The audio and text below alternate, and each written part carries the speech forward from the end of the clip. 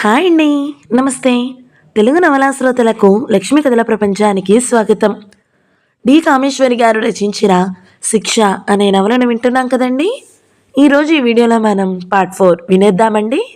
ఈరోజు నా జీవితంలో మరుపురాని మధురమని ఈరోజు రజని చూసిన క్షణంలో అనిపించింది. తనని చూడగానే ఏదో అయిపోయాను. ఎలాంటి అపురూప సౌందర్యం! ఈరోజు బీచ్కి రావడం ఎంత అదృష్టం! రాకపోతే రజియా నాకు కనిపించేదా? అంతటి సౌందర్య రాశి నాకు లభించేదా? ఎంత చిత్రంగా పరిచయమైంది రజియా! మనోహరమైన సంధ్యా సమయంలో కిలకిలలాడుతూ వచ్చారు 6 అమ్మాయిలు. హాస్యాలాడుకుంటూ కిలకిలా నవ్వుకుంటున్న అమ్మాయిల అల్లరి వింటుంటే కొద్ది దూరంలో కూర్చున్న నేను చదువు సాగక పుస్తకం తెరిచి ఊరికే చూస్తూ వాళ్ళ మాటలే వింటున్నాను. హఠాత్తుగా అమ్మాయి సంభాషణ మరో రకంగా ఆరంభించారు. నెచ్చని, ఆ సుందరాంగుడెవడే? అమ్మకు చెల్లా, ఆ సుందరాంగుని సోయిగము చూచితివే? సఖి, ఆ నూనూగు మీసకట్టు చూచితివా? మగసిరి ఉట్టిపడటలేదే అతనితో? చెలి, ఎక్కడి వాడవో, ఎందుండి వచ్చినాడో? ఆహా, అతని పొందుగోరు భాగ్యమున కెవెత్త పంబు చేయుచున్నదో గదా? చూచితివా సఖి, మన రాకుమార్తెని అతడెట్లు వీక్షించుచున్నాడో? ఆ జవనుడు మన చెలికి ప్రాణసఖ్యుడైన నెట్లుండెనే. సకులారా, నోరు ముయ్యండి. మతిభ్రమణం కలగలేదు కదా మీకు?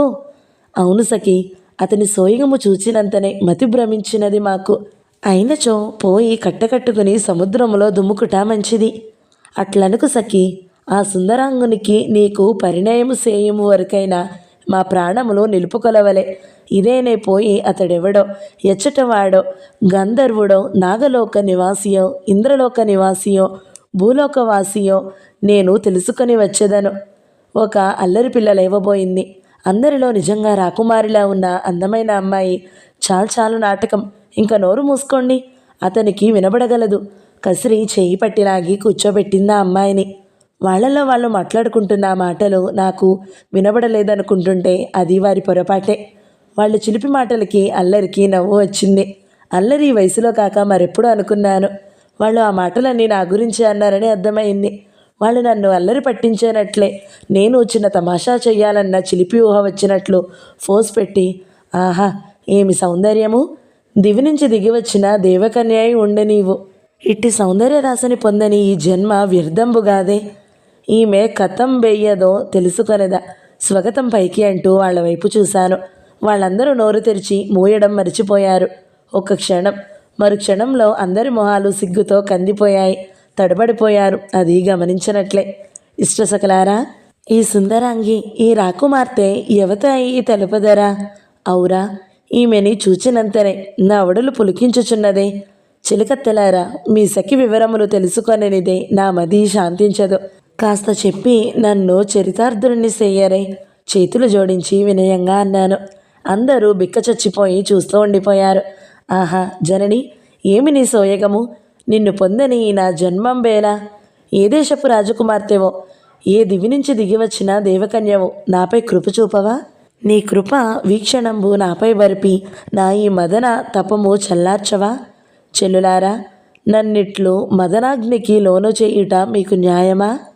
మీ నెచ్చలి పొందు నాకు సమకూర్చరా? ఓ జనని, ఓ సుందరాంగి, నిన్ను చూసిన క్షణమే నీకు దాసుడనయ్యాను. ఈ క్షణమందే ఈ ప్రకృతి సాక్షిగా నిన్ను గాంధర్వ వివాహం ఆడిదా. నీ అంగీకారము తెలిపి నన్ను కృతార్థుణ్ణి చేయవా? కావ్యనాయకుడిలా ఫోజు పెట్టి ఆమె ముందు మోకాళ్ళ మీద కూర్చున్నాను. అందరి ముఖాలు సిగ్గుతో ఎర్రబడిపోయాయి. ఏం చెప్పాలో తెలియక కలవరిపడిపోయారు.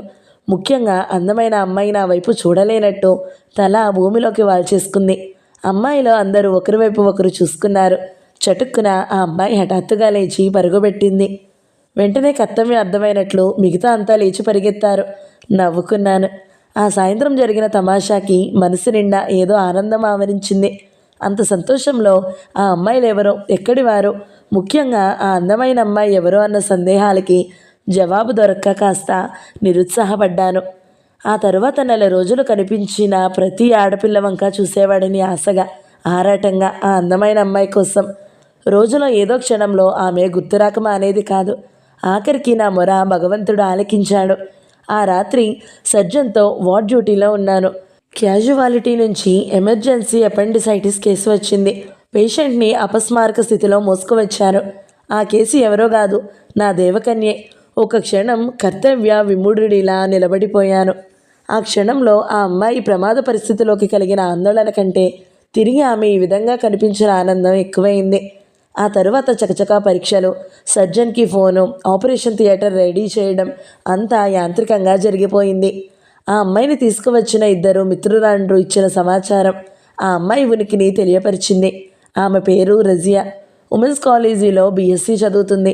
హాస్టల్ నచ్చక ఒకే ఊరు వారైన ముగ్గురు అమ్మాయిలు కలిసి ఓ చిన్న ఇల్లు అద్దెకు తీసుకున్నారు. ఇది వరకు అప్పుడప్పుడు కడుపు నొప్పి వస్తే ఏదో అనుకున్నారు. ఇవాళ ఉదయం నుంచి కడుపు నొప్పు, వాంతులతో బాధపడింది. అజీర్ణం అనుకుందంతట. సాయంత్రం నుంచి జ్వరం మొదలై రాత్రి అయ్యేసరికి ఒంటి మీద తెలివిలేని స్థితిలో పడగానే ఆ ఇద్దరు అమ్మాయిలు గాబరాపడి ఆసుపత్రికి తీసుకొచ్చారు. ఆ కథ విని అంత నిర్లక్ష్యంగా ఆలస్యం చేసినందుకు మందలించాను. ఆ అమ్మాయిలు ఇద్దరు అక్కడ హౌస్ సర్జన్గా ఎదురైన నన్ను చూసి చాలా ఆశ్చర్యపోయారు. ముఖాలు చూసుకున్నారు. నన్ను గుర్తించి సిగ్గుగా నవ్వుకుని కళ్ళతో మాట్లాడుకోవడం నా కంటపడకపోలేదు. ఆపరేషన్ చేస్తున్నంతసేపు నా మనసులో లేదు. యాంత్రికంగా బాస్కి అసిస్ట్ చేస్తున్న ఆలోచనలు, నా దృష్టి అంతా రజియా మీదే. రజియా మనిషిలాగే పేరు అందమైనది. అందం ముస్లిం వనితల సొత్తు అంటారు. నిజంగా రజియా అంత అందగత్తే. ఆ గులాబీ రంగు పల్చని పొత్తి కడుపు మీద కత్తితో ఘాటు పెడుతుంటే నా హృదయం విలవిలలాడింది. తెలివి లేకుండా మూసుకున్న కళ్ళ కింద పొడుగాటి కనురెప్పలు విసునకర్రల్లా పరుచుకున్నాయి. అసలే గులాబీ రంగులో ఉండే చెక్కిళ్ళు జర తీవ్రతకి ముదురు గులాబీ రంగు దాల్చాయి. ఆ కోమలమైన చెయ్యి చేతిలోకి తీసుకోగానే వణికాను. ఆ పొడుగాటి వేళ్ళు, అందంగా కత్తిరించిన గోళ్ళు, మెత్తని పువ్వులాంటి చెయ్యి అవసరానికి మించి ఎక్కువసేపే పట్టుకున్నాను. మొత్తానికి రజియా కంటబడిన క్షణం నుంచి నాలో ఏదో సంచలనం బయలుదేరింది. ఆపరేషన్ అయ్యి రజియాకి పూర్తి స్పృహ వచ్చేసరికి తెల్లవారింది. ప్రత్యేక శ్రద్ధతో ప్రతి అరగంటకి వెళ్ళి రజియాని చూస్తుండేవాడిని. అంతసేపు మేల్కో వచ్చాక ఎదురుగా కనిపించిన నన్ను చూసి రజియా అంత బాధలోనూ చకితురాలైపోయింది. అసలే పెద్దవైన కళ్ళు మరింత విప్పారాయి. పాలిపోయిన బుగ్గలు గులాబీ రంగు దాల్చాయి. ఏమీ అర్థం కానట్టు అయోమయంగా నా వంక చుట్టూ చూసింది. ఎక్కడ ఉన్నాను, నేనెక్కడున్నాను అంటూ గొడిగింది. ఆపరేషన్ కాగానే ఆమె స్నేహితురాళ్ళిద్దరూ రూమ్కి వెళ్ళి వస్తామని వెళ్ళారు. జరిగినది ఏది ఆమెకి గుర్తులేదని స్పష్టపడింది. మీరెవరు? నేను అంటూ గాబరాగా చుట్టూ చూసింది. ఆరాటంగా లేవబోయింది. చటుక్కున ముందుకు వంగి ఆమె భుజాలు రెండూ పట్టుకుని పడుకోబెట్టాను. లేవకండి, లేవకూడదు మీరు అన్నాను. పక్కన ఉన్న నర్సు వచ్చి ఆమెని సరిగా పడుకోబెట్టి దుప్పటి కప్పింది. భయంగా చూసింది రజియా. మరేం భయం లేదు, మీకు అపెండిసైటిస్ ఆపరేషన్ జరిగింది అంతే. ఇప్పుడు ఇంకేం భయం లేదు, మీకేం పర్వాలేదు, నిశ్చితంగా పడుకోండి అన్నాడు మృదువుగా. నమ్మలేనట్టు చూసింది. దుప్పటిలోనూ ఆమె చెయ్యి కడుపు మీదకి వెళ్ళింది.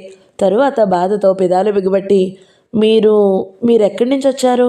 మా ఫ్రెండ్స్ అంతా ఉండేవారే. మీరు అట్టే మాట్లాడకండి, కదలకుండా పడుకోండి. వాళ్ళు ఇప్పటి వరకు ఇక్కడే ఉన్నారు, ఇప్పుడే రూమ్కి వెళ్ళారు. మీరు ఇంకా మాట్లాడకండి, రెస్ట్ తీసుకోవాలి అంటూ, నేను ఇక్కడ హౌస్ సర్జన్ని, మీకేం పర్వాలేదు, నేను వచ్చి ఈ మధ్య చూస్తుంటాను అని కోరకుండానే అభయం ఇచ్చి ఆమె మళ్ళీ కాస్త మగతిలోకి జారగానే బయటికి వచ్చాను. పగలు డ్యూటీ నాది కాకపోయినా 2 గంటలకు ఒకసారి వచ్చి చూసేవాడిని. నా శ్రద్ధాశక్తులకి ఆశ్చర్యంగా చూస్తున్న నర్సులకు, తోటి కొలీగ్స్కి నా ఫ్రెండ్ చెల్లెలు అంటూ చిన్న అబద్ధం చెప్పాను. రజియా పట్ల నా కుతూహలం, ఆసక్తికి నాకే అర్థం తెలియలేదు. ఆసుపత్రిలో రజియా ఉన్న 10 రోజులు నాకు 10 నిమిషాల్లాగా గడిచాయి.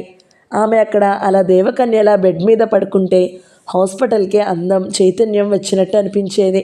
ఆ 10 రోజుల్లో రజియా సిగ్గు, బెరుకు పోగొట్టుకొని నాతో చనువుగా మాట్లాడింది. ముందు రోజు బాధలో ఉన్న తరువాత కాస్త తేరుకున్నాక నా పట్ల కుతూహలం కనబరుస్తుందని నాకు అనిపించేది. ఆమె స్నేహితురాళ్ళిద్దరూ ఆమెని తెగ హాస్యాలు చేసి ఏడిపిస్తూ ఆట పట్టించేవారు. ముందు రోజు నేను ఇంటికి వెళ్ళి కాల వ్యవధి తీర్చుకుని మళ్ళీ వచ్చేసరికి ఆమె స్నేహితురాళ్ళిద్దరూ, ఇదేమిటి, నీ రాకుమారుడు ఇక్కడ ప్రత్యక్షమయ్యాడు హఠాత్తుగా? చెలి, నీ మనోభిష్టం నెరవేర్చుటకు ఆ దేవుడే మిమ్మల్ని ఇట్లు కలిపి ఉండనేమో అంటూ హాస్యంగా ఆడుతున్నారు. రజియా కోపం నటిస్తూ, నోరు మూసుకోండి, లేకపోతే దవడ వాయిస్తాను అంది. పాపం, నిన్న రాత్రి నీ రాకుమారుడి ముఖం చూడవే, ఎంత గాబరా పడిపోయాడు. ఇటు పరిగెత్తి అటు పరిగెత్తి ఫోన్లు చేసి తెగ హడావిడి పడిపోయాడు. పాపం, ఏడుపు ఒక్కటే తక్కువ అనుకో. ప్రతి పేషెంట్ మీద ఇంత దయ అటెన్షన్ చూపిస్తే ఈ ధర్మాసుపత్రిలో ధర్మం అనేది గగన కుసుమం అవకపోయేది కాదా? బాగుందే రెచ్చలి నీ మాట. అందరూ మన రజియా అంత అందగత్తెలే అయితే డాక్టర్లందరూ పరుగులెత్తి పందాలు వేసుకుని సేవలు చేయగలరా? అయితే ఈ చిన్నదాని అందానికి ఆ సుందరాంగుడు బోర్లా పడ్డాడంటావు. ఆహా, కావలిస్తే ముందు పళ్ళు విరగ్గొట్టుకున్నాడో లేదో చూడు. అబ్బబ్బా, ఏమిటే గోల అద్దం పద్దం లేకుండా? ఈ వాగుడేమిటి? పోండెక్కడి నుంచి? పోతున్నాం, నీ రాజకుమారుడు డ్యూటీలో ప్రవేశించని. ఇంకా పక్కన నిలబడి వినడం సభ్యత కాదని లోపలికి ప్రవేశించాను. ఏమిటి మీ స్నేహితురాలని పాపం ఇబ్బంది పెడుతున్నారు అన్నాను. వాళ్ళ మాటలు నేను విన్నానని గుర్తించగానే ముగ్గురు సిగ్గుతో తలదించుకున్నారు. రజీ అయితే కళ్ళు తెరవలేనట్లు మూసుకుని ఉండిపోయింది. ఏం లేదు, నిన్న రాత్రి మీరు పాపం చాలా శ్రమపడ్డారని, మీరుండబట్టి రజియాకు అంత తొందరగా వైద్య సదుపాయం తేలిగ్గా దొరికిందని చెబుతున్నాను అంది రమా నవ్వుతూ. కష్టపడ్డానని ఒప్పుకున్నారు కదా, మరి నా కష్టానికి బహుమతి ఏమీ ఇవ్వరా మీ స్నేహితురాలు? కొంటెగా అడిగాను. అడ్వాన్స్ ముందే ఇచ్చేసింది, శకుంతల చిలిపిగా అంది. ఆశ్చర్యంగా చూస్తూ ఏమిటది అన్నాను. అదే అదే లబ్డబ్ లబ్డబ్ అని కొట్టుకుంటుంది చూడండి, దాని పేరు మీ భాషలో గుండెకాయ, హృదయం, మనసు. బాబోయ్, రజియా రమ చెయ్యి మీద ఒక్క గిల్లు గిల్లింది. కెవ్వుమంది రమ. రజియా సిగ్గుతో కోపంతో ఎర్రబడిపోయింది. వాళ్ళు చిలిపి మాటలకు ఇంకా ఇంకా వినాలని ఉన్న బొత్తిగా పాపం రజియాని అలా ఇబ్బంది పెట్టడం బాగా అనిపించలేదు. అందుకే టెంపరేచర్ ఛార్జ్ తీసి చదువుతున్నట్లుగా నటించాను. రమా శకుంతల కొంటిగా నవ్వుతూ లేచి, రజియా, కాలేజు ఒకటి ఏడ్చింది మా ప్రాణానికి, సాయంత్రం మళ్ళీ వస్తాము. అయినా మేము లేని లోటు రాకుండా చూసుకుంటారులే డాక్టర్ గారు సాయంత్రం వరకు. ఆయన కేర్ ఆఫ్ అడ్రస్లో ఉండు, మేము వెళుతూ మీ అమ్మగారికో టెలిగ్రామ్ కొడతాము. బాయ్ డాక్టర్ గారు, మేము బీదవాళ్ళం. రజియా ఇవ్వాల్సిన ఫీజు కింద ఆమె ఏం ముట్ట చెప్తుందో మీరేం పుచ్చుకుంటారో అది మీ ఇద్దరే చూసుకోండి. వస్తాం, టాటా అంటూ తుర్రుమన్నారు. భలే వాళ్ళే మీ స్నేహితురాళ్ళు, చాలా అల్లరి చేస్తారనుకుంటాను. మిమ్మల్ని తెగ ఆట పట్టించి ఏడిపిస్తున్నారు. రజియా సిగ్గుగా తల ఆడించింది. ఎలా ఉంది నొప్పి? కాస్త తగ్గిందా? మృదువుగా అడిగాను. బాగా నొప్పిగా ఉంది, ఇంకా కాళ్ళు ఊరికే లాగుతున్నాయి అంది నీరసంగా. ఈరోజు కాస్త అలాగే ఉంటుంది మరి అన్నాను సానుభూతిగా. మీ అమ్మగారు నాన్నగారు వస్తారేమోలేండి రేపటికి. ఏదో ఒకటి మాట్లాడాలని మాట్లాడుతూ అమ్మకి కబురు తెలియగానే వస్తుంది, నాన్న లేరు. అలాగా, అసలు ఏ ఊరు మీది అంటూ మాటల్లో వాళ్ళ కుటుంబ వివరాలు లాగాను. రజియా తండ్రి చాలా రోజుల క్రితమే పోయాడు. వాళ్ళది ఉన్న సంసారం కాదు. రజియా అన్న ఒకడున్నాడో గాని పెళ్లి చేసుకున్న భార్య మాటలకి లోబడి తల్లిని సోదరిని చచ్చారో బతికారో కూడా కనుక్కోవడం మానేశాడు.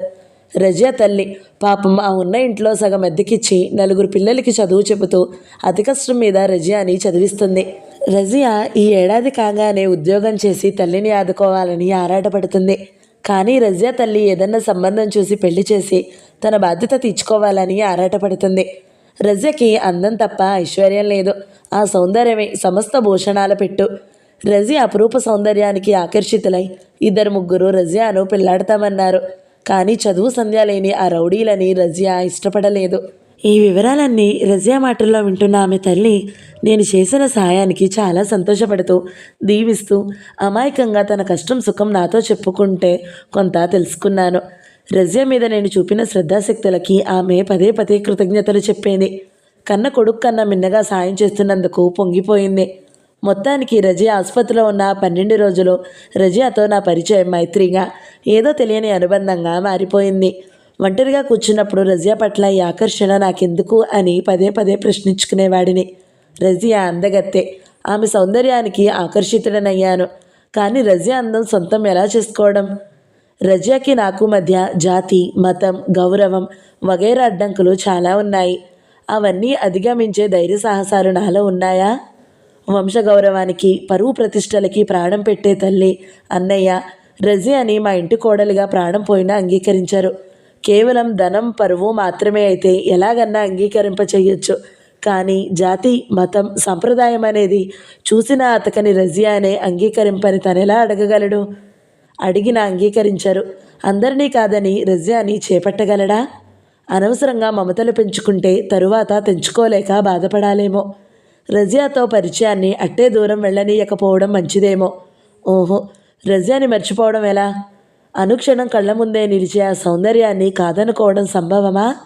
రజియా ముందు విధవ జాతి, మతాలు, పరువు ప్రతిష్టలు తృణప్రాయం కావా? రజియా కోసం ఆ మాత్రం వదులుకోలేవా? ప్రతిక్షణం సంశయంతో, సందేహాలు, అనుమానాలు చుట్టుముడుతుండగా ఎటూ తేల్చుకోలేకపోయేవాడిని. అయినా బొత్తిగా 10 రోజుల పరిచయంతో ఇంత దూరం ఆలోచించడం ఏమిటి అనిపించేది. మరో క్షణంలో రజియా మనసులో అసలు ఏముందో, రజియా ముఖం చూస్తుంటే ఆమె కూడా తన పట్ల ఆకర్షితులైనట్లే ఉంది. ఏం తనకేం లోపం? చదువు, అందం, ఆస్తి, అంతస్తు ఏం తక్కువ? రజియా తనతో మాట్లాడుతుంటే ఆ కళ్ళల్లో వెలుగు, సిగ్గులకి అర్థం ఏమిటి? తన గదిలోకి రాగానే ఆమె కళ్ళు సిగ్గుతో వాలిపోవడం, మాట్లాడుతుంటే తడబాటుకి, వీటన్నిటికీ అర్థాలు వేరే చెప్పాలా? నా ఆలోచనలలో నేనుండగానే రజియా ఆసుపత్రి నుంచి డిశ్చార్జ్ అయ్యే రోజు రానే వచ్చింది. రజియా వెళ్ళిపోతుందంతే నా పెన్నిది ఏదో దూరం అయిపోబోతున్నట్లు, నాలో చైతన్యాన్ని ఎవరో లాక్కుపోతున్నట్లు నిస్పృహ, నిరాశతో గిలగిల్లాడిపోయాను. రజియా, తల్లి ఇద్దరూ అనేక విధాల పదే పదే కృతజ్ఞతలు చెప్పారు. రజియా ఇంకా కొన్నాళ్ళు రెస్ట్ తీసుకోవాలని, తీసుకోవాల్సిన జాగ్రత్తలు డాక్టర్ చెప్పిందే మరోసారి చెప్పారు. రజియా మళ్ళీ కాలేజీకి వెళ్లే వరకు తల్లి కూడా తోడు ఉండేట్టు నిర్ణయించాం అందరం కలిసి. రమా, శకుంతల ఇద్దరు హాస్యాలాడుతూ తల్లి వినకుండా రజియాని ఏడిపిస్తూ వీడ్కోలు తీసుకున్నారు. నాలో ఉత్సాహాన్ని రజియా తనతో తీసుకెళ్ళిపోయింది. భారంగా వీడ్కోలు చెప్పాను. రజియా వెళ్ళాక రజియా ఇల్లు ఎక్కడ ఉందో కూడా అడగలేదని గుర్తుకు వచ్చి నా మతి మరుపుని తిట్టుకున్నాను. 4 రోజులు అవ్వకముందే రజియాను చూడకుండా ఉండలేకపోయాను. రజియా ఉనికి ఎలా తెలుసుకోవడం? ఎక్కడని వెతకను? ఏం చేయను అనుకుంటూ పిచ్చివాడిలా అయ్యాను. చటుక్కున రజియా ఉమెన్స్ కాలేజీలో చదువుతుందన్న సంగతి గుర్తుకు వచ్చింది. ఆ మాట ఇన్నాళ్ళు గుర్తు రానేందుకు చింతించాను. వెంటనే మరో ఆలోచన లేకుండా స్కూటర్ ఎక్కాను. తీరా కాలేజీకి వెళ్ళాను కానీ రజియా కొన్నాళ్ల పాటు కాలేజీకి రాదన్న నిజం గుర్తు రాలేదు. ఉత్సాహం మీద నీళ్లు దిమ్మరించినట్లయ్యాయి నిలబడిపోయాను. అంతలో రమ, శకుంతల పుస్తకాలతో వస్తూ కనిపించేసరికి పోయిన ప్రాణం లేచి వచ్చింది. ఆనందంగా హలో అని పలకరించాను. ఇద్దరు ఒక క్షణం తెల్లబోయి, ఓ రాకుమారుడి గారా, ఇలా దయచేశారేం? పాపం రాకుమారుడు గారు ఒక సంగతి మర్చిపోయినట్లున్నారు. మా నెచ్చలి ఇంకా కొన్నాళ్ళు కాలేజీకి రాదుగా అంది కొంటెగా రమ. వాళ్ళకి దొరికిపోయినందుకు కాస్త సిగ్గనిపించింది. తరువాత బుకాయింపుగా, లేదు రజియా కోసం కాదు, మీతో చిన్న పని ఉండి వచ్చాను అన్నాను. అబద్ధాలు ఆడకండి, పాపం రజియా అడ్రస్ కావాలి కదూ. ఇంటి వివరం అడగనందుకు మీరు, చెప్పనందుకు ఆవిడ ఈ వారం రోజులుగా దిగులు పడిపోయారు. ఆఖరికి మేము గుర్తు వచ్చి ఇలా వచ్చారు. రమ నవ్వుతూనే కుండబద్దలు కొట్టినట్లు అనేసింది. వాళ్ళ దగ్గర ఇంకా దాచి లాభం లేదని నవ్వేశాను. మీరు ఎలాగైనా తెలివైన వారు, పదండి ఇంటికి వెళదాం అన్నాను. వాళ్ళు నవ్వుతూ నడిచారు. మా రజియా డాక్టర్ గారి బిల్లు చెల్లించకుండా వచ్చేసినట్లుంది. పేషెంట్ని వెతుక్కుంటూ డాక్టరే బయలుదేరారు అంది శకుంతల కొంటిగా. అవును, ఫీజు కలెక్ట్ చేసుకోవద్దు, కాస్తా కూస్తానా వదిలేయడానికి నేను హాస్యంగా అన్నాను. ఏవో హాస్యాలాడుతూ మాట్లాడుకుంటూనే ఇల్లు చేరాము. ముందు గదిలో మంచంలో పడుకుని ఏదో చదువుకుంటున్న రజియా నన్ను చూడగానే కలవరపడిపోయింది. ఆ క్షణంలో ఆమె ముఖంలో భావం వర్ణించలేను. చక్కనమ్మ చిక్కిన అందమే అన్నట్టు ఇంకా పూర్తిగా ఆరోగ్యం చేకూరని రజియా, అతి మామూలుగా ఓ వాయిల్ చీరలో ఉన్న రజియా అప్పటికి అందం ఎప్పటికన్నా నన్ను ఆకర్షించింది. ఇద్దరం ఒక క్షణం మీరిగా వారిని మరిచి చూచుకుంటూ ఉండిపోయాము. నేను ముందు తేరుకుని హలో ఎలా ఉన్నారు, ఒంట్లో బాగుందా అని అడిగాను. నా మొహాలు చూస్తూ రమ, శకుంతల కుంటిగా నవ్వుతూ, ఓయ్ దొంగ, డాక్టర్ ఫీజు ఇవ్వకుండా ఎగ్గొట్టేసావట, వసూలు చేసుకోవడానికి వచ్చారు, ఏమిస్తావో ఎంత ఇస్తావో మీరు చూసుకోండి అంటూ లోపలికి వెళ్ళారు. కొత్త దంపతుల్లా ఇద్దరం సిగ్గుపడుతూ ఉండిపోయాము. కాసేపటికి రజియా కుర్చీ జరిపి కూర్చోండి అంది. తరువాత చాలా నెమ్మదిగా థ్యాంక్స్ అంది. దేనికి అన్న ఆశ్చర్యంగా. చాలా శ్రమపడి నన్ను గుర్తుంచుకుని వచ్చినందుకు అంది బిడియంగా. రాకుండా ఉండగలనని ఎలా అనుకున్నావు? ఈ వారం రోజులుగా ప్రతి క్షణం నీ దగ్గరికి రావాలని అనుకున్నాను. నిజం అన్నట్లు రజియా కళ్ళెత్తి చూసింది. మళ్ళీ ఇంతవరకు మనం కలుసుకుంటామనుకోలేదు రజియా. నీ అడ్రస్సు అడగలేదు. నిన్నెలా కలవాలో తెలియక ఈ వారం ఎంత చికాకుగా గడిపాననుకున్నావు? రజియా కళ్ళెత్తి చూసింది. ఆ కళ్ళల్లో కృతజ్ఞత, ఆరాధన, అభిమానం, ఇద్దరి మనసుల్లో భావాలు తెలియజెప్పడానికి మాటలే అవసరం లేదు అనిపించింది ఆ క్షణాన. రజియా పెద్ద కళ్ళు తెలియజెప్పిన భావం ఎలా మర్చిపోగలను? రజియా, నా గొంతులో మార్ధవం నాకే ఆశ్చర్యం కలిగించింది. ఏదో చెప్పాలని ఉన్నా ఏం చెప్పాలో తెలియక తడబడ్డాను. ఈలోగా రజియా తల్లి, వచ్చారా బాబు, ఈ వారం రోజులుగా మీ గురించి మేమందరం అనుకోని క్షణం లేదు. మీరు మాకు చేసిన సహాయం మరువలేము అంటూ మొదలుపెట్టింది. ఏదో మాట్లాడుతూనే ఉన్న మా ఇద్దరి చూపులు మనసులు మాట్లాడుకుంటూనే ఉన్నాయి. అప్పటి నుంచి ప్రతి ఆదివారం రజియా ఇంటికి వెళ్ళడం అలవాటైన కార్యక్రమంగా మారింది. ఆదివారం వాళ్లతో పాటే భోజనం చేయాలని రమ శకుంతల బలవంత పెట్టారు. మొదటి వారం రోజంతా నలుగురం పేకాడుకుంటూ కబుర్లు చెప్పుకుంటూ భోజనాలు చేసి సాయంత్రం సినిమాకు షికారుకు వెళ్ళడం అలవాటైన కార్యక్రమంగా మారింది. ఆ రోజంతా నిమిషంలా గడిచిపోయేది. ఆదివారం ఎప్పుడొస్తుందా అని మిగతా రోజులు నిరీక్షించడం, రజియా గురించి ఆలోచించడం తప్ప మరే ధ్యాస లేకుండా తయారయ్యాను. హాస్పిటల్ డ్యూటీ ఏదో యాంత్రికంగా చేసేవాడిని. రమ శకుంతల మమ్మల్ని ఇద్దరిని హాస్యాలు పట్టిస్తూ ఏడిపిస్తూ ఉండేవారు. రజియా కోపం నటిస్తూ ఇద్దరిని కేకలు వేసేది. అది నటన అని, ఆ హాస్యోక్తులు వినడం మా ఇద్దరికి ఇష్టమేనని నాకు తెలుసు. సినిమాకి వెళితే కావాలని రజియా నా పక్కనే కూర్చోబెట్టేవారు. రమా శకుంతల సినిమాలో ప్రేమ సన్నివేశాలని చూస్తుంటే నన్ను రజియాని ఆ దృశ్యాలలో ఊహిస్తూ రజియా స్పర్శకి పులకిస్తూ నన్ను నేను మరిచి పులకింతలో ఉండేవాడిని. రజియా నా పక్కన కూర్చోవడానికి సిగ్గుపడుతూ వదిగి కూర్చునేది. అది గమనించినట్లు మాట్లాడే నెపంతో చూడనట్టు రజియా వైపు వంగి ఆమెతో మాట్లాడుతుంటే వాడిని. ఏం చెయ్యో తగిలితే రజియా ముడుచుకుపోయేది. కొంటెగా చూసేవాణ్ణి. నా కళ్ళల్లోకి చూడలేనట్లు సిగ్గుతో కళ్ళు వాల్చుకునేది రజియా. ప్రతిరోజు ప్రతి క్షణం ప్రతి సంఘటన రజియాని నన్ను దగ్గర చేర్చింది. రజియాతో పరిచయం అయ్యే వరకు స్త్రీ పురుష ఆకర్షణ ఇంత తీయగా ఉంటుందన్న సంగతి నాకు తెలియదు. వయసులో ఉండే స్త్రీ పురుషుల హృదయాలు ఒకరి సన్నిధిలో ఒకరుంటే ఇంతలా స్పందిస్తాయన్నది ఎందరి గుండెలలో తనిఖీ చేసిన నా స్టెథోస్కోప్ తెలియజెప్పలేదు. రజియా పట్ల నాకున్నది ప్రేమ, ఆకర్షణ, మోహమా? దీని పేరేమిటో గాని మనిషిని ఇంతలో సర్వం మర్చిపోయేట్టు చేస్తుందని ఇందువరకు నాకు తెలియదు. ప్రేమ కోసం రాజ్యం తృణప్రాయంగా వదిలిన రాజు పిచ్చివాడని ఇన్నాళ్ళు అనిపించేది. కానీ ఇప్పుడు అర్థమయ్యింది. లైలా భజనోలు, రోమియో జూలియట్ల కథలన్నీ కేవలం అభూత కల్పనలు అనుకున్నాను ఇన్నాళ్ళు. కానీ కాదని ఇప్పుడు తెలుసుకున్నాను. ఈ 2 నెలల పరిచయంలో రజియా లేనిదే నా జీవితానికి పరిపూర్ణత సిద్ధించదన్న నిజం పూర్తిగా గుర్తించాను. తక్కిన లోకం ఏమైపోని, రజియా నాకు కావాలి అనే నిర్ణయానికి వచ్చేశాను. కానీ రజియాతో ఎలా చెప్పను? ఇన్నాళ్ళు స్నేహితుల్లా తిరిగాము, చనువుగా మాట్లాడుకున్నాము, కళ్ళతో పలకరించుకున్నాం తప్ప హృదయాలు విప్పి చెప్పుకోనే లేదు. రజియా మనసు నా మనసులాగానే ఆలోచిస్తుందన్న నమ్మకం నాకున్నది. రజియాకి నా మనసు విప్పి చెప్పే సందర్భంలో ఇంకా జతపడలేదు. రజియా తల్లి హఠాత్తుగా గుండె నొప్పి వచ్చి చనిపోయింది. ఆ ఆదివారం నేను వెళ్ళేసరికి రమ అందించిన వార్త అది. రజియా ప్రపంచంలో ఏకాకి అయిపోయిందన్నమాట. రజియాకి సానుభూతి చూపించడానికి, ఓదార్చడానికి ఊరు వెళ్ళాలి అనిపించింది. రమా శకుంతల రేపు వెళ్తున్నాడట. వాళ్ళది ముస్లిం సంప్రదాయం. పరాయి మగవాడు స్నేహితుడు అని చెప్పుకుంటూ వెళితే బంధువులు ఏమనుకుంటారో. వెళ్ళడం మంచిది కాదన్న శకుంతల అభిప్రాయం నిజమే అనిపించింది. నా తరపున వాళ్ళని రజియాకి సానుభూతి అందించి నే రాని కారణం చెప్పమని చెప్పి రజియాకి ఉత్తరం రాసి ఇచ్చాను. ఊరు నుంచి వచ్చిన రమా శకుంతలలు అందించిన వార్తకి చకితడనైపోయాను. తల్లిపోగానే ఏకాకైన రజియాని చెప్పుకోవడానికి మాత్రమే అన్నాయినా అతను వచ్చి చదువు మాన్పించి ఊరికి తీసుకువెళ్ళడానికి నిర్ణయం చేశాడని. రజియా చదువు ఇంకా 3 నెలలు ఉంది.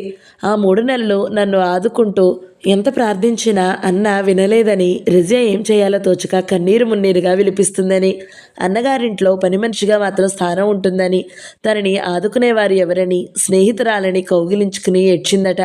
రమా శకుంతల ఎంత చెప్పినా ఆ అన్న వినలేదట.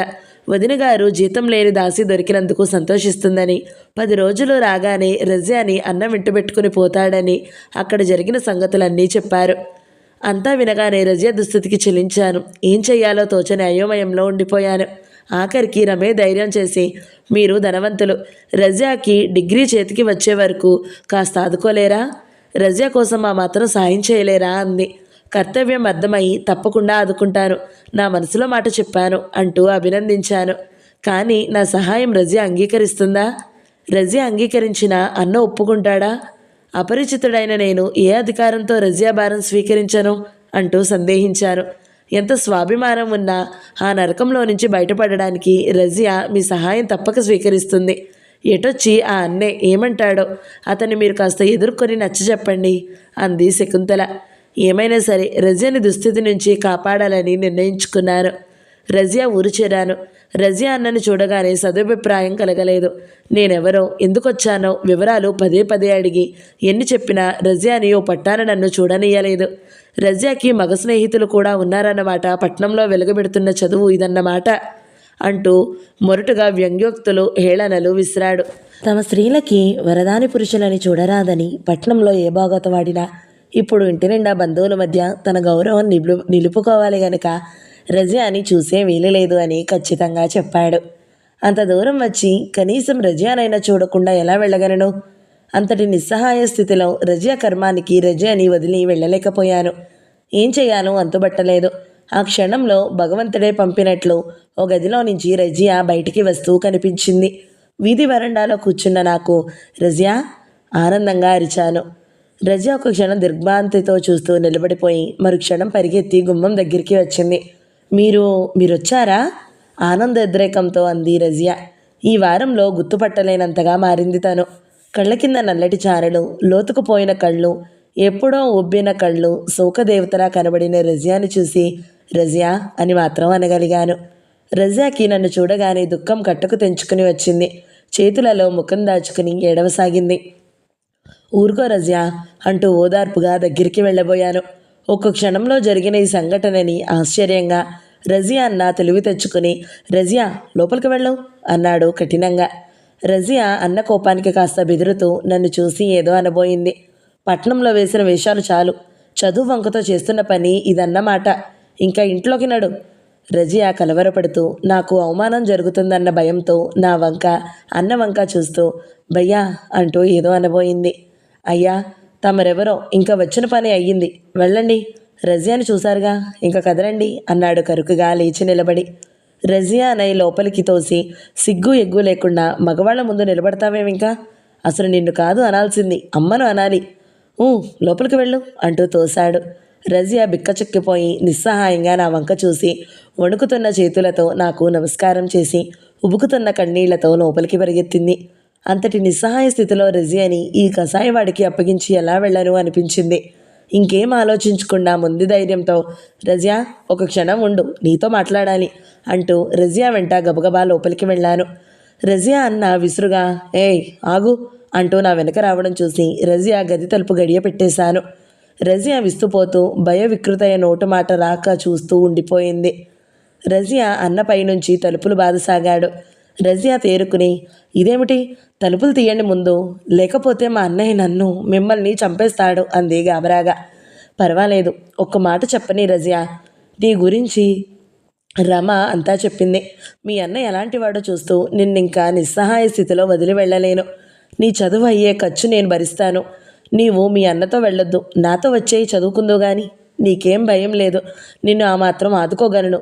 పద వెంటనే, నిన్నీ నరకం నుంచి తీసుకెళ్తాను అన్నాడు తొందరగా. రజియా తెల్లబోతూ అర్థం కానట్టు చూసింది. పైనుంచి తలుపులు బాదడం ఎక్కువైంది. రజియా ఆలోచించేందుకు టైం లేదు, పద మీ అన్నతో చెప్పి తీసుకెళ్తాను. వద్దు, మా అన్న ఒప్పుకోడు. నా కర్మానికి నన్ను వదలండి.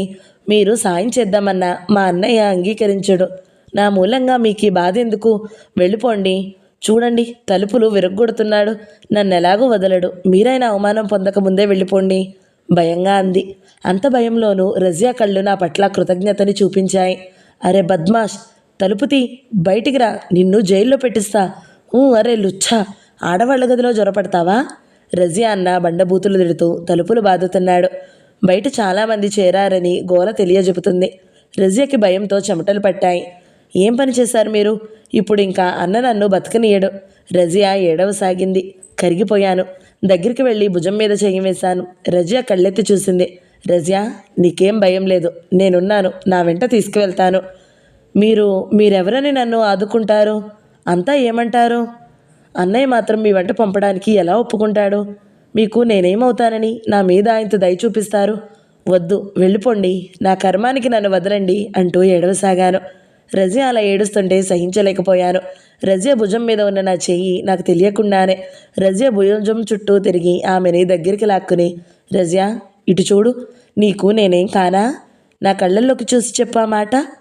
ఏం చేస్తున్నానో ఏమంటున్నానో తెలియని ఆవేశంతో రజియాని గుండెలకి హత్తుకుని రజియా నీవు నాకు కావాలి, రజియా, నీవు లేని లోకం నాకు లేదు. నీకోసం ఏమైనా చేస్తాను. నిన్ను నరకంలో వదిలి నేను ఎలా నిశ్చింతగా ఉంటాననుకున్నావు? పద, ఇద్దరము వెళ్ళిపోదామన్నాను ఆవేశంగా.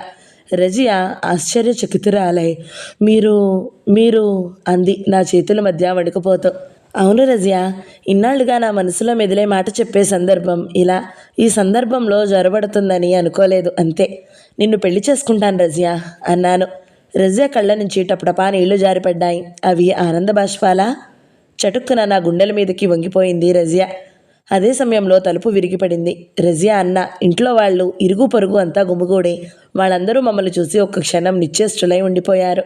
రజియా అన్న తేరుకుని ముసురుగొడుతూ ముందుకు ఉరికాడు. ఎదుర్కోబోయే యుద్ధానికి సన్నిద్ధమవుతూ రజియా భుజం చుట్టూ చేయి వేశాను, ధైర్యం చెప్తూ. రజియా భయంతో వణికిపోతుంది. బద్మాష్, పుండాకోర్, నీకెంత ధైర్యం? మా ఇంట్లో చేరి మా ఆడవాళ్ల మీద చేయి వేస్తావురా?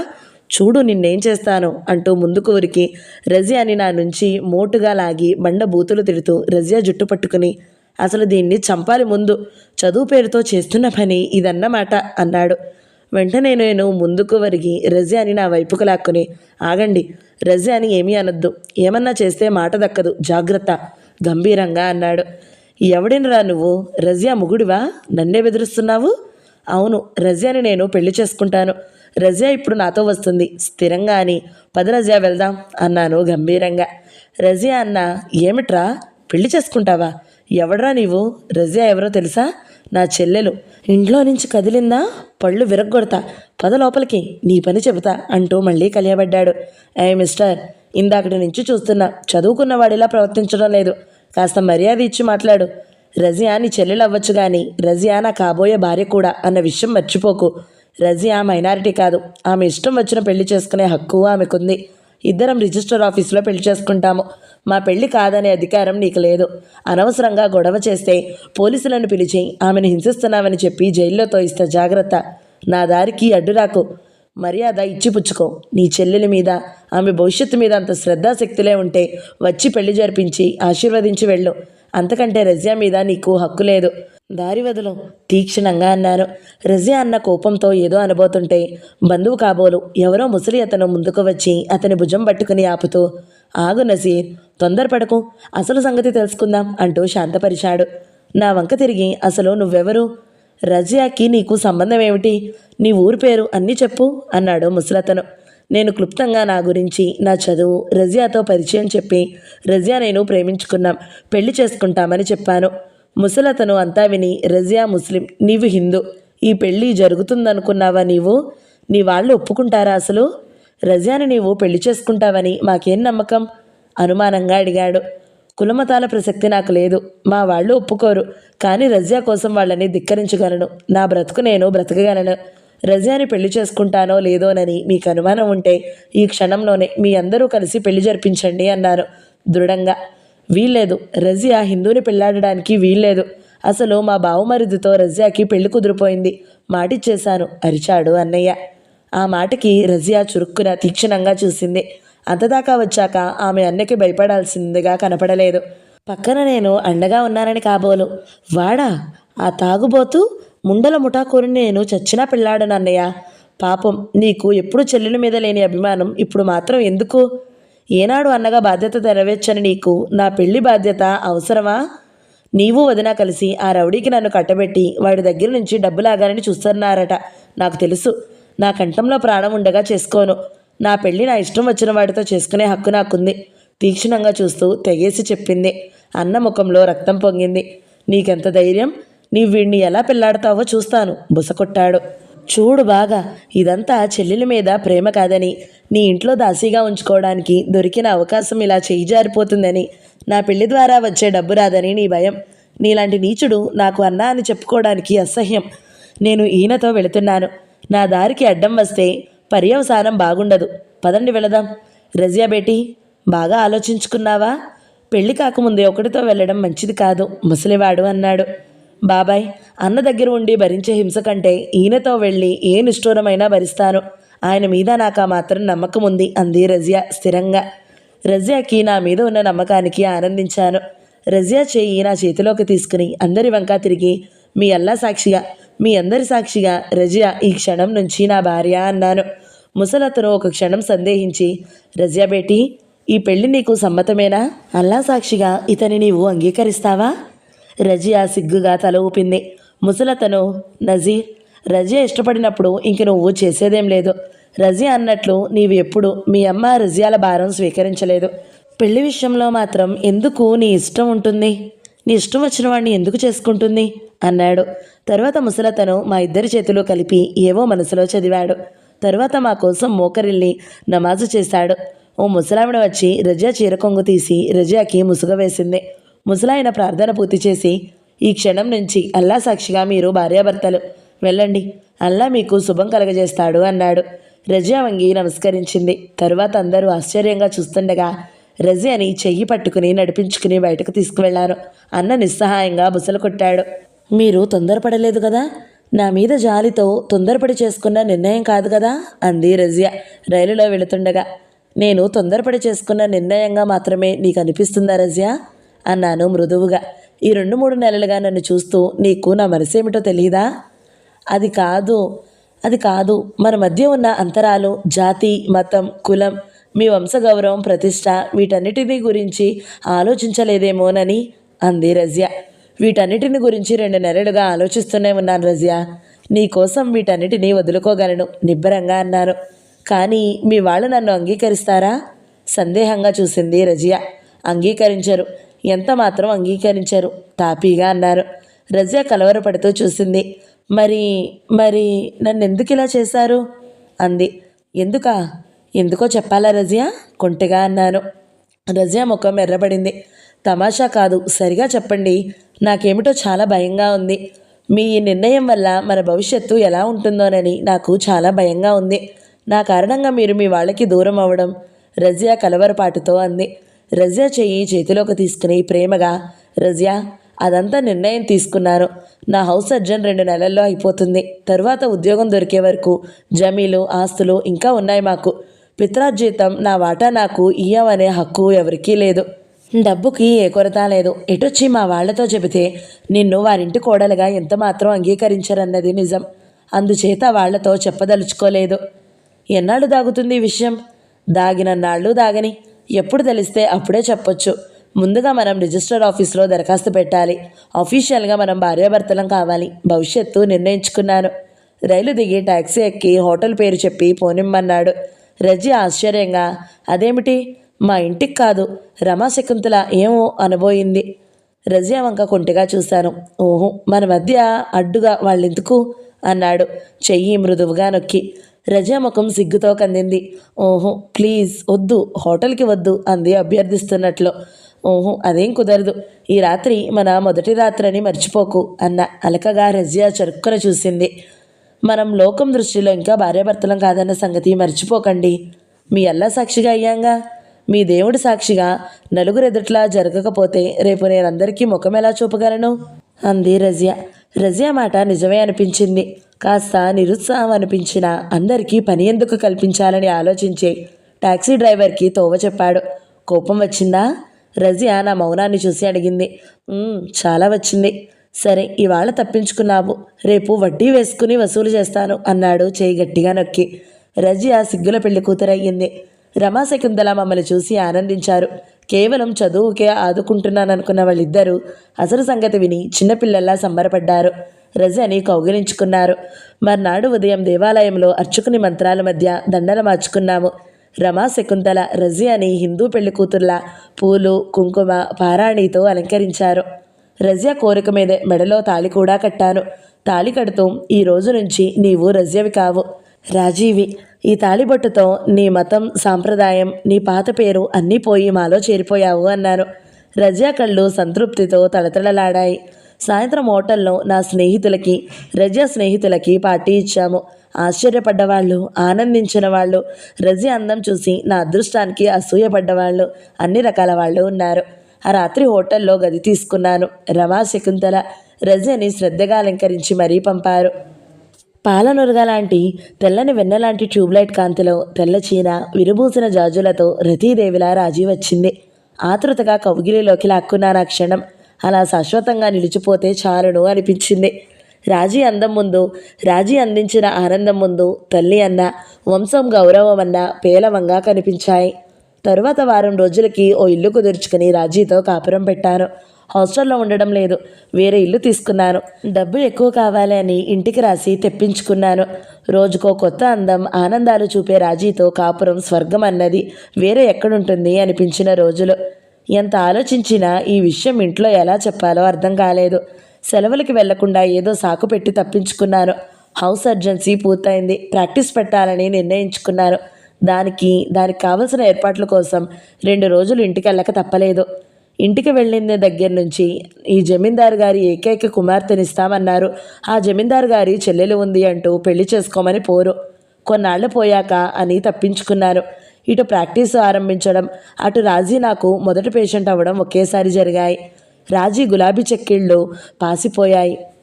ఎలాంటి కేసులు చూసినా నా రాజీకి ఆవగింజంత కష్టం ఉన్నా భరించలేక డాక్టర్ల దగ్గరికి పరుగులు పెట్టాను. కానీ అవి మా అనురాగ ఫలం అందుకోవాలంటే రాజీ ఆ మాత్రం కష్టపడకుండా ఎలా? లేడీ డాక్టర్ అభినందిస్తూనే, మరీ అంత అపురూపం అయితే ఎలా అయ్యా అంది హాస్యంగా. ఇప్పటికైనా మీ ఇంటిలో చెప్పారా అంది రాజీ. చెబితే అభినందనలు కాదు అందుకునేది అని తెలిసి ఎలా చెప్పడం అని ఆలోచనలో పడ్డాను. మైమరిచి డైరీ చదువుతున్న రంగారావు ముఖం ఎర్రబడింది. తమ్ముడు ఎంత పనిచేశాడు? కులం, మతం, సాంప్రదాయం అన్నీ వేరైన ముస్లిం స్త్రీని పెళ్ళాడా? ఈ విషయం తమకు తెలియకుండా ఎంత రహస్యంగా దాచాడు? కానీ తమ్ముడు కథకి శ్యామలకి ఏ సంబంధం ఉందో ఆయనకి అప్పటికీ అంతుబట్టలేదు. మధ్య అనవసరం అనుకున్నవి వదిలేస్తూ ఆరాటంగా పేజీలు తిప్పారు తొందరగా. మధ్యలో కొన్ని పేజీలు ఏం రాయకుండా ఖాళీగా ఉన్నాయి. తర్వాత తిరిగి కనిపించిన రాతని చదువుతూ ఒక క్షణం చకితులైపోయారు. అయిపోయింది, అంతా అయిపోయింది. నా ప్రేమ కథ ముగిసిపోయింది. ఏరి కోరి వలిపించి చేసుకున్న నా రాజీ ప్రేమ కథ పట్టుమని ఏడాది కాకుండానే పరిసమాప్తం అయిపోయింది. ఎన్ని మనుపులతో, ఎన్ని వింతలతో, ఎంతో అందంగా, ఆనందంగా సాగాల్సిన రాజీ కథ ఎవరూ ఊహించని ముగింపుతో ఇంత తొందరగా ముగుస్తుందని ఎవరనుకున్నారు? ఎందుకింత నిర్దాక్షిణ్యంగా పరిసమాప్తం చేశాడా దేవుడు? ఆ దేవుడికి మా ఆనందం, మా సంతోషం ఏమీ అక్కర్లేదా? లేదా మమ్మల్ని చూసి కన్ను కుట్టిందా? పాపిష్టి దేవుడు ఓర్చలేకపోయాడా? ఇంతమంది డాక్టర్లు, స్వయాన నేనే డాక్టర్నయ్యి రోజుకి ఎన్నో వందల మంది స్త్రీలకి పునర్జన్మనిచ్చే నేను నా రాజీని ఎందుకు బ్రతికించుకోలేకపోయాను? ఎంతోమంది బిడ్డలకి తల్లిని, తల్లులకి బిడ్డలని ఇచ్చే నేను నా బిడ్డకి తల్లిని ఎందుకు దక్కించుకోలేకపోయాను? విధి, కర్మ అని సరిపెట్టుకోవాలా? రాజీని ఎలా మర్చిపోను? ఏం పాపం చేశానని ఇంత శిక్ష వేశారు దేవుడు? రాజీ లేని బ్రతుకు నాకెందుకు? ఎవరి కోసం? రాజీని తీసుకుపోయిన దేవుడు ఈ బిడ్డని నా మెడకి ఎందుకు తగిలించాడు? నా రాజీని నా నుంచి తీసుకుపోవడానికి ఈ బిడ్డ కాదు కారణం.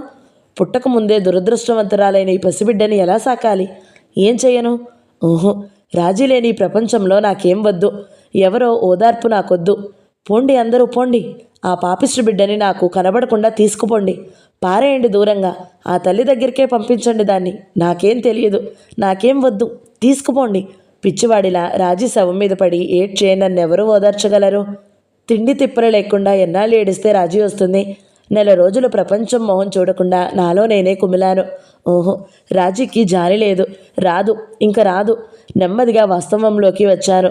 స్నేహితులు, ఆప్తులు ఓదార్చడం తప్ప ఏం చేస్తారు? ఇంటికి రాస్తామన్నా వద్దన్నారు. మధ్యలో మొదలైన కథ మధ్యలోనే అంతమైపోయింది. మళ్ళీ నాకు నేనుగా మిగిలాను. ఓహో కాదు, నాకు తోడుగా రాజీ ఛాయని మిగిల్చిపోయింది. ఏం చేయనా పాపని? అందరూ కలిసి కుదిర్చిన ఆ ఆయా చేతిలో కేర్మంటూ ఏడ్చే ఆ పసికందు మీదే ద్వేషం పోయి ప్రేమ పుట్టుకొచ్చింది. ఈ పాప ఎవరు? నా రాజీ కదూ? నా రాజీ రక్తంలో రక్తం, పేగులో పేగు కదూ? ఇంత నిర్దయగా పాపని వదిలేస్తే రాజీ క్షమిస్తుందా నన్ను? ఈ పాప రక్తం నాది కాదు? ఎంత క్రూరుడిని! పసిపాపని కౌగిలించుకుని గుండెలకి హత్తుకుని విలపించాను. అప్రయత్నంగా రంగారావు నిట్టూర్చాడు చదువుతూ. మాధవ్ ఇంత స్వల్పకాలంలో ఇంత వ్యధ అనుభవించాడా? తమకి మాట మాత్రం తెలియకుండానే ఇంత కథ జరిగిందా? ఆ పాపని ఏం చేశాడు? ఏమైంది? ఆరాటంగా పేజీ తిప్పాడు. తరువాత పేజీ ఖాళీ, ఇంకేం రాసిలేదు. మరో పేజీ తిప్పారు. శ్యామలకి ఈ డైరీకి సంబంధం ఏమిటి? శ్యామల చెప్పదలిచిందేమిటి? ఆ పేజీలో ఉన్నది మాధవ రాత కాదు, శ్యామలది.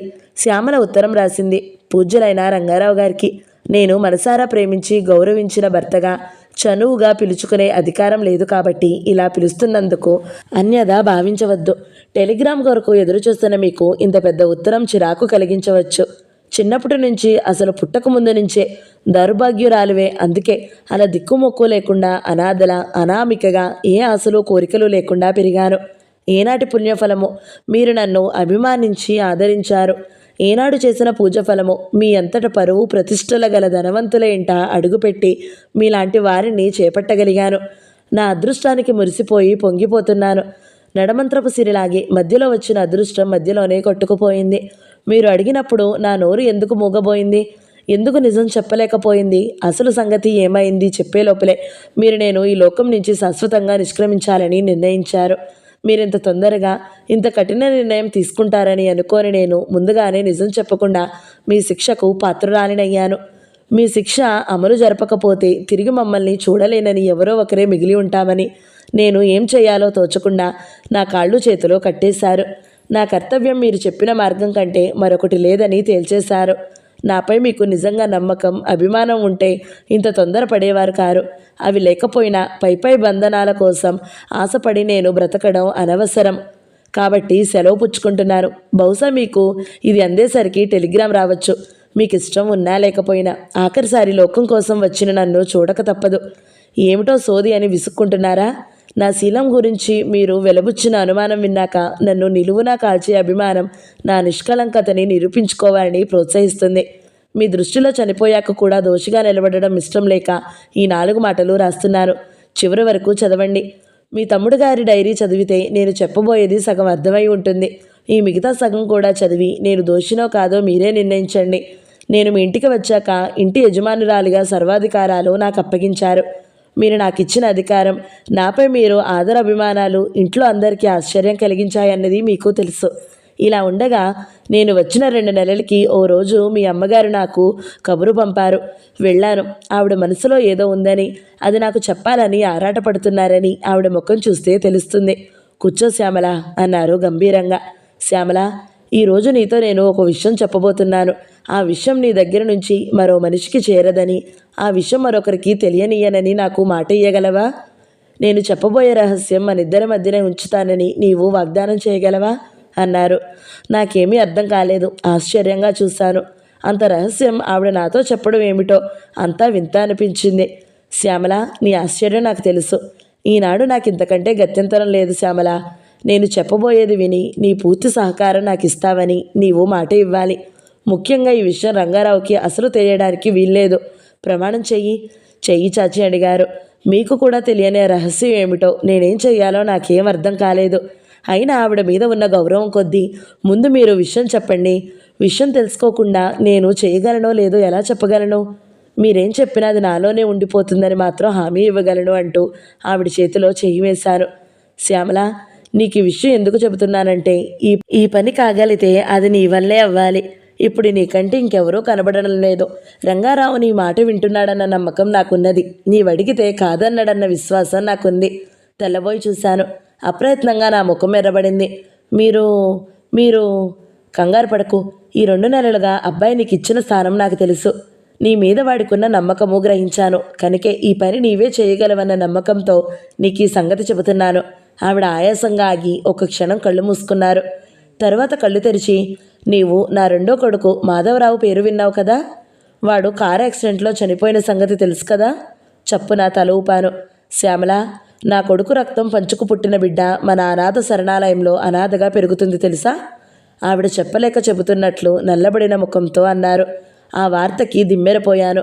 అవును శ్యామల, నా కొడుకు కాలేజీ చదివే రోజుల్లో ఒక ముస్లిం అమ్మాయిని ప్రేమించాడు. కులం, సాంప్రదాయం, వంశం, పరువు ప్రతిష్టలంటే ప్రాణం పెట్టే మేము ఆ అమ్మాయిని చేసుకోవడానికి ఎంతమాత్రం ఒప్పుకోమని వాడికి తెలుసు. ముఖ్యంగా అన్నగారి ఎదుట మాట్లాడి వాడిని ఒప్పించలేనని వాడికి తెలుసు. అంచేత మాకెవరికీ తెలియకుండానే ఆ అమ్మాయిని రిజిస్టర్ మ్యారేజీ చేసుకున్నాడు. వారి ప్రేమ ఫలం ఒక కూతురు. కానీ ప్రేమించి పెళ్లాడిన అమ్మాయి బిడ్డని కని కన్నుమూసింది. వాడి ప్రేమ కథ 1 సంవత్సరంలోనే పరిసమాప్తం అయ్యింది. ఆ పుట్టిన బిడ్డని ఏం చేయాలన్నది వాడికి ఒక సమస్య అయ్యింది. ఒక దాసీ పెంపకంలో పెట్టాడు.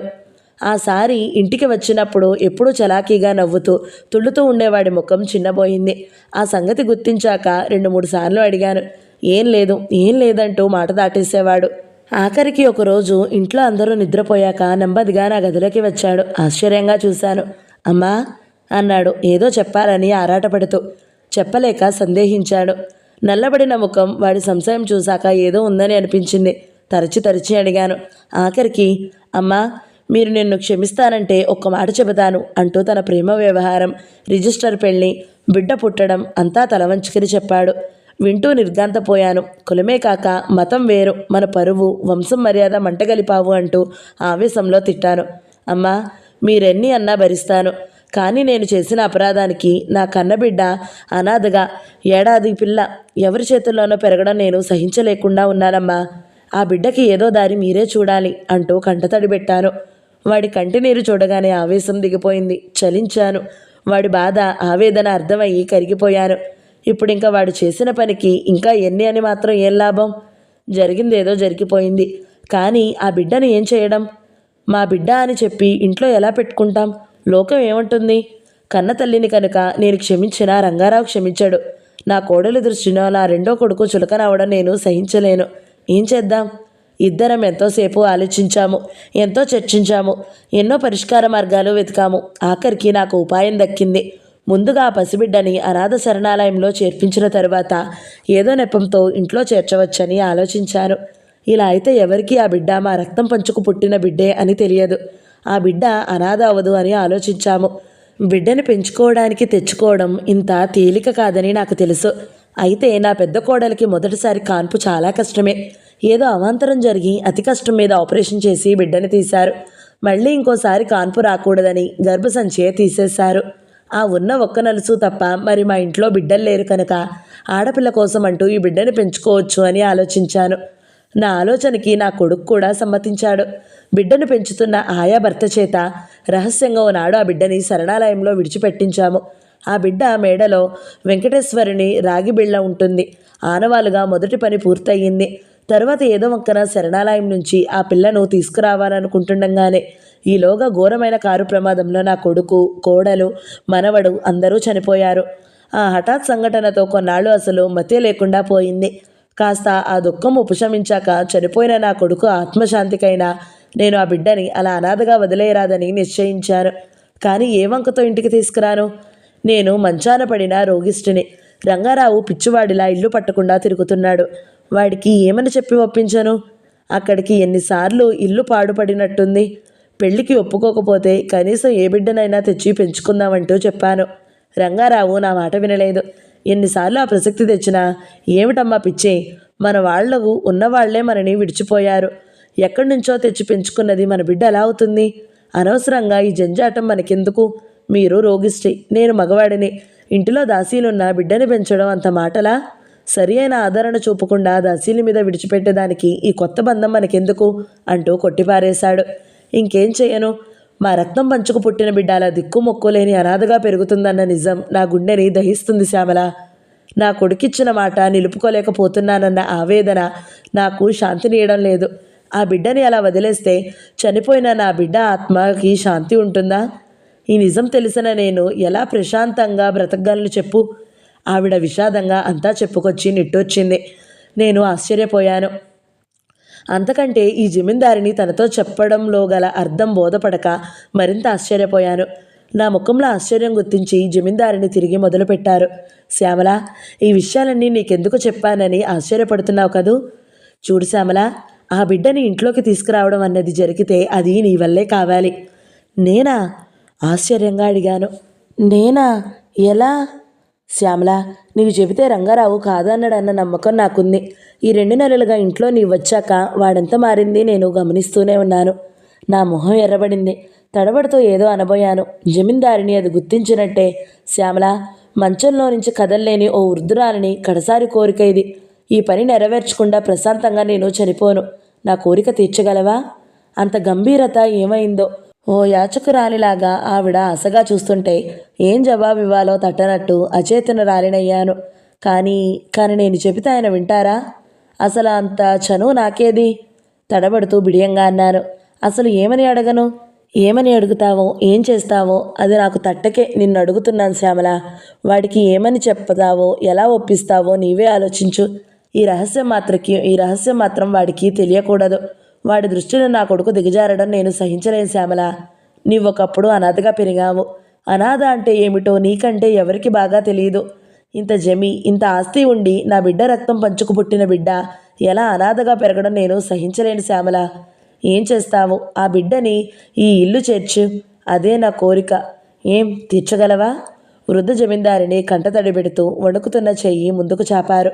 అప్పుడు ఇంకా నా కర్తవ్యం ఏమిటి? కాదని చెయ్యనని ఎలా చెప్పగలను? శ్యామల, వెంటనే కాకపోయినా కాస్త సమయం చూసి నెమ్మదిగా చెయ్యొచ్చు. నీవు మాట ఇస్తే నాకు నిశ్చింత ఇంకా అంటూ ఆవిడ తొందర పెట్టారు. ఇంకా ఆలోచించేందుకు అనేందుకు ఏమీ లేక ఆవిడ చేతిలో చెయ్యి వేశాను. నా సాయశక్తిలా ప్రయత్నిస్తానని, ఆ బిడ్డని అనాథగా వదిలేయనని, ఈ సంగతి నా పెదవి దాటి బయటకు రాదని వాగ్దానం చేశాను. ఆవిడ నిశ్చింతగా నిట్టూర్చారు. నా వంక అభిమానంగా కృతజ్ఞతగా చూశారు. నీవు చేయబోయే మంచి పనికి భగవంతుడు తప్పక సహకరిస్తాడు. నీకు కృతజ్ఞతగా నేనేమీ ఇయ్యను శ్యామల అంటూ ఆవిడ ఒక క్షణం ఆలోచించి ఆవిడ మెడలో ఉన్న ముత్యాల హారం బయటికి తీశారు. శ్యామల, ఇది కొన్ని వేల విలువ చేసేది. అయినా నీకు ఆ పని చేయడానికి బహుమానంగా ఇవ్వడం లేదు. నా అభిమానం, కృతజ్ఞత చూపుకోవడానికి ఇస్తున్నాను అని అన్నారు. నేను చాలా హర్ట్ అయ్యాను. ఆవిడ దృష్టిలో నేనొక దాసీనే అని ఆ విషయం నేను అంగీకరించలేకపోయాను. క్షమించండి, డబ్బు కోసం నేను ఈ పని చేస్తానని అనలేదు. జమీందారు గారు నాకు చేసిన దానికి బదులు నేను ఎంత చేసినా ఆ రుణం తీరదు. నేను మీకు బాకీ అంచేత నా కృతజ్ఞత చూపుకోవడానికి మీరు నా మీద పెట్టిన భారం స్వీకరిస్తాను అంటూ బయటకు వచ్చేశాను. ఆ రోజు జరిగిన సంగతి అది. తరువాత ఎన్నోసార్లు ఆ విషయం గురించి ఏం చెయ్యాలా అని ఆలోచించేదాన్ని. మిమ్మల్ని ఏమని అడగడమో, ఎలా ఒప్పించడమో అన్నది తెలియక కొట్టుకుమిట్టాడేదాన్ని. ఈ లోపలే మీరు ఆ ఇంట్లో నా స్థానం పని మనిషి కాదని, నా చోటు మీ హృదయంలో ఉందని నిరూపించారు. ఆనాడు నాకు పట్టిన అదృష్టాన్ని తలుచుకుని నేను ఎంతగానో సంతోషించానో మీకు తెలియదు. మన వివాహ వార్త మీ అమ్మగారు ఆమోదించారని నాకు తెలుసు. కానీ మరో గత్యంతరం లేక ఆవిడ అంగీకరించారు. ఆ రోజే ఆవిడ జబ్బు తిరగబెట్టి నోరు చెయ్యి పడిపోయింది. ఆ స్థితిలో ఆవిడ నన్ను చూసి ఏదో చెప్పాలని ఊరికే తాపత్రయపడేవారు. కళ్ళతో దీనంగా చూసేవారు. ఒకసారి ఉషా విషయమే గుర్తు చేస్తున్నారని ఆవిడకి నేను అభయం ఇచ్చాను. సమయం చూసి ఆ పని పూర్తి చేస్తానని మాట ఇచ్చాను. మరోసారి చనిపోయే ముందు మీతో కూడా ఏదో చెప్పాలని, కనీసం రాయాలని ఎంతో ప్రయత్నించి చెప్పలేక విఫలమయ్యారావిడ. ఉద్దేశం ఏమిటో గాని ఉషా గురించి అని అర్థం చేసుకున్నాను. జమీందారుని గతించడం, మన వివాహం అన్నీ అయ్యాక ఓ రోజు శరణాలయం చూడడానికి వెళ్ళడం, అక్కడ ఉషను గుర్తించి పాపని పెంచుకోవడానికి మిమ్మల్ని ఒప్పించడం, ఆ విషయాలు మీకు తెలుసు. నిజంగా మొదటిసారి వాడు నన్ను బ్లాక్మెయిల్ చేయడానికి వచ్చినప్పుడు అసలు వాడు ఎవడో నాకు తెలియదు. బ్లాక్మెయిల్లోకి లొంగి వాడిని తొందరగా వదిలించుకోవడానికి డబ్బు ఇచ్చాను. రెండోసారి మీరు ఇంట్లో ఉండి అలాగే అవకాశం లేక వాడికి 500 ఇచ్చాను. హడావిడిగా తరిమేశాను. మూడోసారి వచ్చినప్పుడు ఏమైనా సరే వాడికి డబ్బు ఇయ్యరాదని, అసలు వాడు ఎవడో తెలుసుకోవాలని నిర్ణయించుకున్నాను. నిలదీసి అడిగాను. వాడు మీ తమ్ముడు పాపని పెంచడానికి నియమించిన ఆయా మొగుడని, వాడే ఉషని అనాథ శరణాలయంలో వదిలిన వాడని తెలుసుకున్నాను. ఉషని అలా అనాథ శరణాలయంలో వదలడం, తరువాత పెంపకానికి తీసుకురావడం ఏదో ఉందని వాడు కనిపెట్టి, ఉషా ఎవరో మీకు తెలియదని వాళ్ల ద్వారా గ్రహించి నన్ను బ్లాక్మెయిల్ చేసి డబ్బు గుంజవచ్చని ప్రారంభించాడు. నా దురదృష్టం కాకపోతే మీరు కొద్ది నిమిషాల ముందు వచ్చి ఉంటే ఈ సంభాషణ ముందు మీరే విని ఉండేవారు. మీకు అపోహ, అనుమానం లేకపోయేది. దురదృష్టవంతురాలి నేను. నా అదృష్టం నన్ను ఇంకా విన్నంటే ఉంటే అలా ఎందుకు జరుగుతుంది? నా అదృష్టం కొద్దీ మీ తమ్ముడు గారు రాసుకున్న డైరీ నా వశం చేశారు మీ అమ్మగారు. అందులో అతను ఉష తల్లిని ఎలా చూసింది, ఎలా ఆకర్షితులాలయ్యింది, వారిద్దరి పరిచయం, ప్రేమగా మారిన విషయం, ప్రేమ పెళ్లికి దారి తీయడం, బిడ్డ పుట్టడం వగైరా వివరాలన్నీ అందులో రాయబడి ఉన్నాయి. వారిద్దరూ తీయించుకున్న ఫోటో కూడా ఉంది అందులో. ఈ నిదర్శనమే లేకపోతే ఏ దిక్కు మొక్కు లేక మీ పంచన చేరిన ఆడదాన్ని నేనేం చెప్పినా కట్టుగదగానే అయ్యేదేమో. ఈ మాటలు మీకు కష్టం కలిగిస్తే క్షమించండి. నన్ను కానీ మీరు అడిగినప్పుడు నిజం చెప్పలేకపోయినా నా అవసక్తత తిరిగి నాకు అవకాశం ఇవ్వకుండా నా నోరు మూసిన మాటలు ఇవన్నీ. నా గుండె ఎలా తలుగుతుందో మీరు ఊహించగలిగితే నా ప్రయత్నం ఫలించినట్టే. మీకు నీతులు చెప్తున్నానని అనుకోకపోతే ఒక పేదరాలి కడపటి మాట. మీరు ధనవంతులు, ఉన్నత వంశస్థులు, ఆత్మవిశ్వాసం, మనోధైర్యం, పట్టుదల ఉన్నవారు, తలుచుకున్నది చేయగల సమర్థులు. ఇన్ని ఉన్నవారు కాబట్టి ఒక నిర్ణయానికి వచ్చే ముందు కొంచెం సమయం వెచ్చించడం అవసరం అన్నది ఇక ముందన్నా గుర్తించాలని ఆశిస్తున్నాను. మరి కాసేపట్లో ఇక్కడ ఎవరో టెలిగ్రామ్ ఇస్తారు మీకు. మీకు ఇష్టం లేకపోయినా ఆఖరిసారిగా నన్ను చూడడం తప్పదు. మీ అని చెప్పుకోవడానికి మీరు అంగీకరించకపోయినా గర్వంగా ఊహించుకునే మీ శ్యామల. ఆరాటంగా ఉత్తరం చదివిన రంగారావు ఒళ్ళంతా చెమట పట్టింది. ఉత్తరం పూర్తి చేసి శ్యామల అంటూ వెర్రివాడిలా కేకపెట్టి ఒక్క ఉదుటున లేచిపోయాడు. టేబుల్ మీద కారు తాళాలు తీసుకుని ఒక్క ఉదుటున గదిలో నుంచి బయటికి పరిగెత్తాడు. పిచ్చివాడిలాగా పరిగెత్తి కారులో కూర్చుని గేట్లో నుంచి దూసుకుపోతున్న రంగారావు గారిని చూసి హోటల్లో అంతా తెల్లబోయారు. ఏ భగవంతుడు మొర ఆలకించి తను వెళ్ళేసరికి శ్యామల ఇంకా బ్రతికే ఉండకూడదా అన్న ఆయన ఆశ అడిగే అడియాసే అయ్యింది. రంగారావు గారు ఆగమేఘాల మీద ఇల్లు చేరేసరికి ఆయన విధించిన శిక్షని అమలు జరిపింది శ్యామల.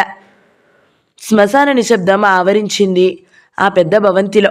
రంగారావు ఏ గదిలోనూ ఒంటరిగా కూర్చుంటారో శ్యామల, నిన్ను శిక్షించానని అనుకున్నాను, కానీ నీవు నాకు ఎంత పెద్ద శిక్ష వేశావు శ్యామల అని మూగగా రోదిస్తారు.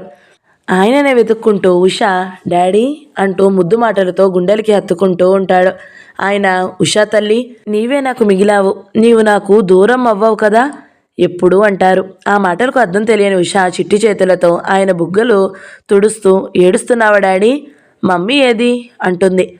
మీ మమ్మీకి నా మీద కోపం వచ్చి నన్ను ఇలా జన్మంతా ఏడవమని శిక్ష విధించిందమ్మా అంటూ ఉషతో బాధ చెప్పుకుంటారాయన. కథ సమాప్తం. ఇలాంటి మంచి నవలల కోసం మన ఛానల్ని సబ్స్క్రైబ్ చేసుకోండి. ఈ వీడియో మీకు నచ్చినట్లయితే లైక్ చేయండి, షేర్ చేయండి, మంచి కామెంట్ పెట్టండి. మరొక కొత్త నవలతో మీ ముందుకు వస్తాను. అంతవరకు సెలవు. నమస్తే.